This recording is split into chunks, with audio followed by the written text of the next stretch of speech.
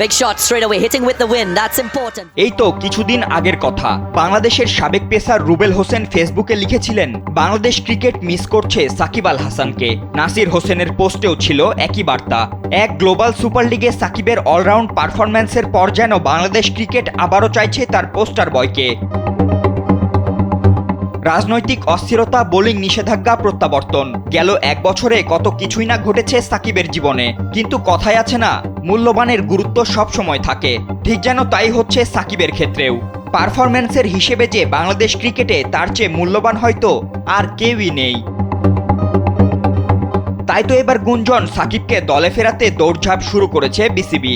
সম্প্রতি বিসিবি সভাপতি আমিনুল ইসলাম বুলবুল জানিয়েছেন সাকিব অ্যাভেলেবল ক্রিকেটার, সে এখনো বাংলাদেশের হয়ে সব সংস্করণ থেকে অবসর নেয়নি। তার সঙ্গে কথা বলবো, এরপর আমরা সিদ্ধান্ত নিতে পারবো। শুধু তাই নয়, বাংলাদেশ ক্রিকেটের সাবেক কিংবদন্তিরাও সাকিবকে দলে ফেরানোর পক্ষে। সাকিব ইস্যুতে সাবেক অধিনায়ক খালেদ মাসুদ পাইলট জানান, একজন প্লেয়ার হিসেবে সাকিবের বিকল্প এখনো দলে নেই। সাকিবের 4 ওভার প্রতিপক্ষের জন্য চাপ, সাথে উপরে ব্যাটও করাতে পারেন, সে মাল্টি স্কিল প্লেয়ার। সাকিব এখনো দলে অপরিহার্য একজন খেলোয়াড়, সেটা সে প্রমাণও করেছে জিএসএল এ।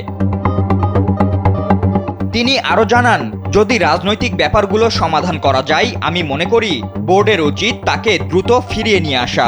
টিমে লিডারশিপ দরকার, একজন সিনিয়র থাকলে সবাই তাকে ফলো করে। সাকিব দলে আসলে দলের চেহারা বদলে যাবে। গেল বছরের আগস্টের পর থেকে জাতীয় দলের হয়ে আর দেখা যায় না সাকিব আল হাসানকে। তবে সাম্প্রতিক সময়ে দলের বাজে পারফরম্যান্সের কারণে আবারও টাইগার অলরাউন্ডারকে দলে ফেরানোর কথা উঠেছে। এখন সাকিবকে আবারও লাল সবুজের জার্সিতে মাঠে নামতে দেখা যাবে কিনা, সেটাই দেখার অপেক্ষা।